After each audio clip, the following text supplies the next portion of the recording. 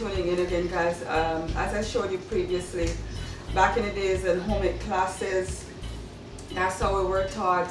First, before you cook, you have to clean up your surroundings. So you saw me doing that.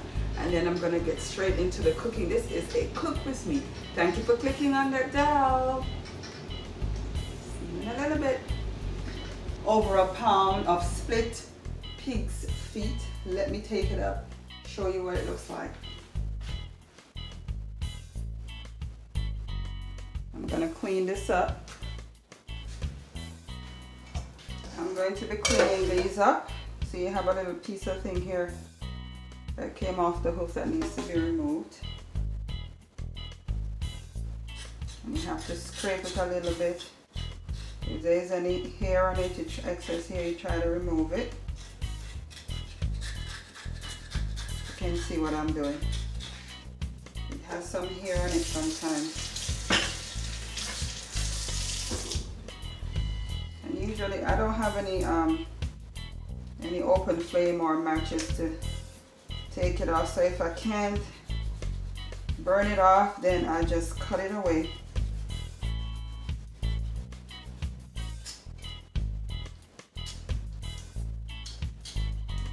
It's very hard to handle, but can be done.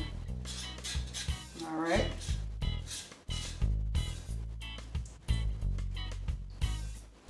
Then when you're done with that, if you can cut it up, you have to use a sharp knife and cut it up, or any sharp cutting implement you have to cut it up. So I'm going to continue to cut it up off camera because this is going to take up a little bit of time. So I'm going to continue to cut it up and then I'll come back.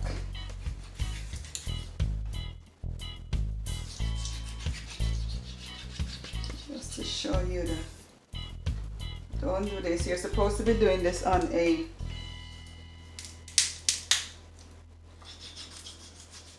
cutting board, but I forgot the cutting board over yonder. So don't do what I did. Use your cutting board. It's just for the purpose of the filming, and I didn't want to have to go stop the camera again. So see, you can cut it into it a little bit of, put your elbow into it. I'm gonna rinse it once with the lemon juice on it. Yeah. And then we're gonna rinse it again with just plain water, because that lemon juice will make it, even though it's there to cleanse the meat, it will make it sour, so you have to make sure that you rinse it back off of it. You see all of that like gooey gunky thing right coming off the meat? That's why you have to rinse it or wash it.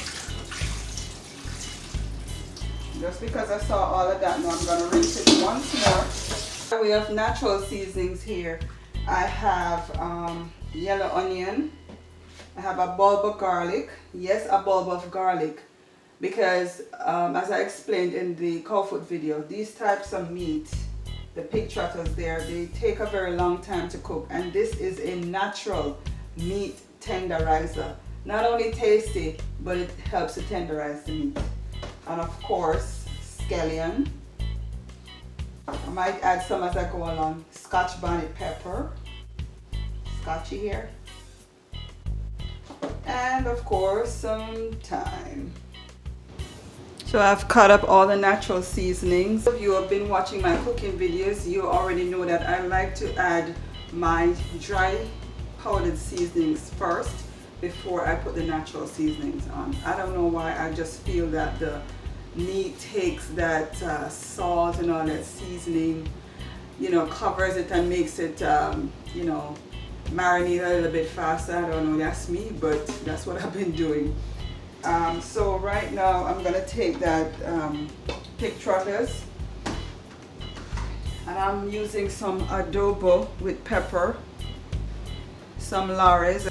pimento powder, and I'm gonna put some curry on it. You're gonna just, like I like to use my hand, I like to connect with the food. Somehow I feel that it makes it taste that much better. I'm going to be adding the natural seasonings.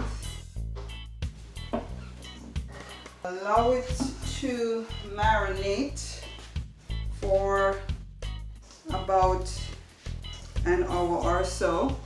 Things get all the way through down to the bones. Makes it so sweet. I'll be back. I'm sorry guys, I won't be showing my face at this point here a little bit because I'm not feeling well and can't stand tight things around my head. And I had to remove my little head cover because it's giving me a headache. So sorry about that.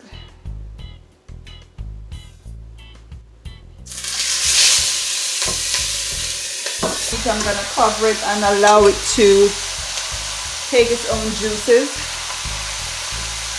I'm shaking out the container it was in and I'm adding a little bit of water. But sometimes that's what happens, it doesn't spring its own water, so you have to add the water to it. Do it so you guys can see it on this side. I'm going to add enough water to cover it.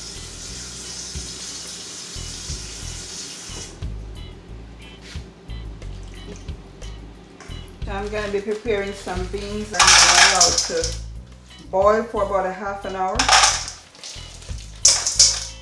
Boiling for the half an hour, or maybe it has been, but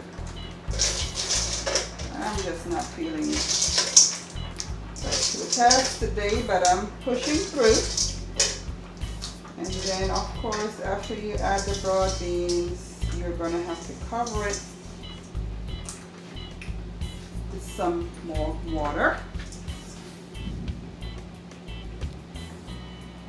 Going to add the water.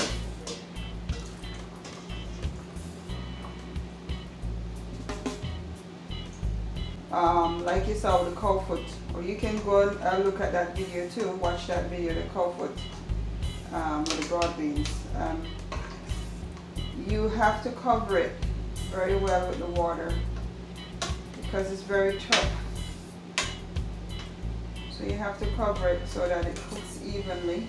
It's a tasty dish, dish that I know we traditionally cook in Jamaica. And pig trotters is not liked by many, but it is liked by some, just like anything else I guess, but it's not one of the most popular dishes for a majority of Jamaicans, but some of us do enjoy it. And you have to cook it down with the broad beans to give it that nice silky additional, you know, thickness to that gravy. You could call the beans a natural thickener for the cow foot. Of course you could use cornstarch or flour or something else to thicken it, or I wouldn't recommend Irish, but some people do use Irish as a thickener in certain dishes. But for pig trotters, me, no. Broad beans has gotta be. Well, stay tuned. I have more to come, and continue this cook with me, okay? About an hour and a half into cooking, I removed the thyme stems, and I'm gonna put some more water in there to sink it. As you can see, the fork is starting to go through it, so it's starting to cook, but it's still not soft enough yet. Still not done. So I'm going to put some more water in there and let it continue to cook. I've also added some more, about a quarter teaspoon more of achiote and some pimento, and also a little bit more Lari salt. And I'm going to add some more water.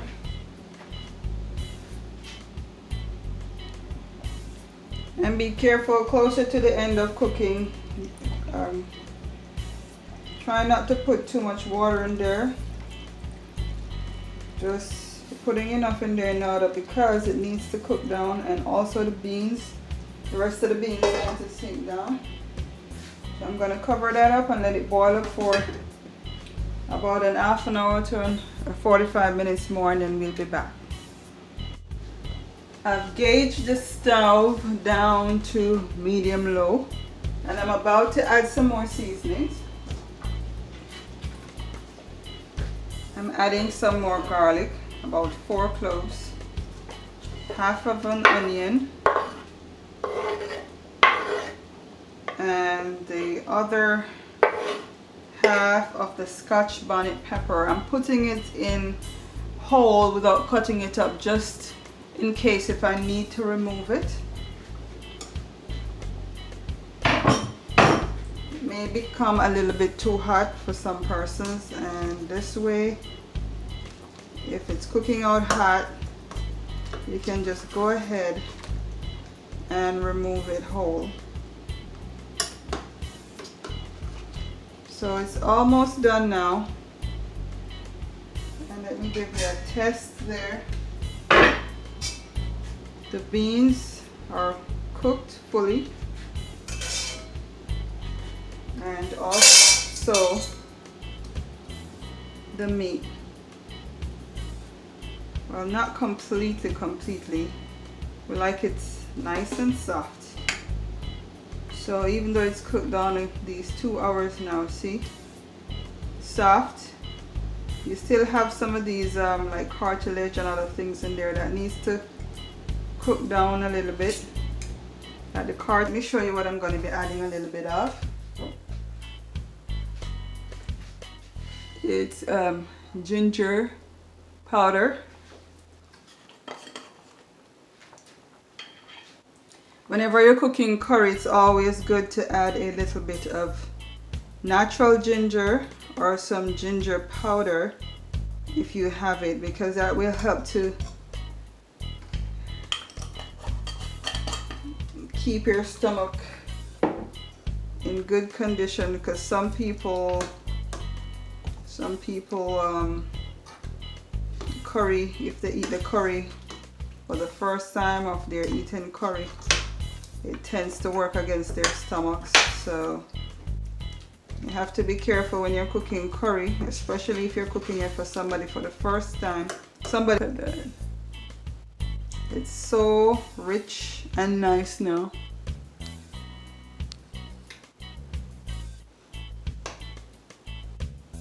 Stay tuned. Thank you for watching so far. Decided to add a little bit of granulated garlic as well.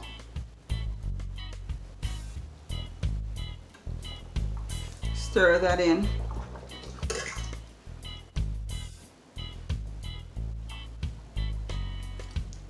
It's tasting good already. It's finally done, guys, and I'm gonna be plating it up. I'm finally adding some coleslaw. That's it, guys. I thank you so much for watching till the end. I really appreciate that, and I worked very hard, and I hope you'll click like on that. Click like. Did I say click like? Yes, click like. Thank you so much for watching.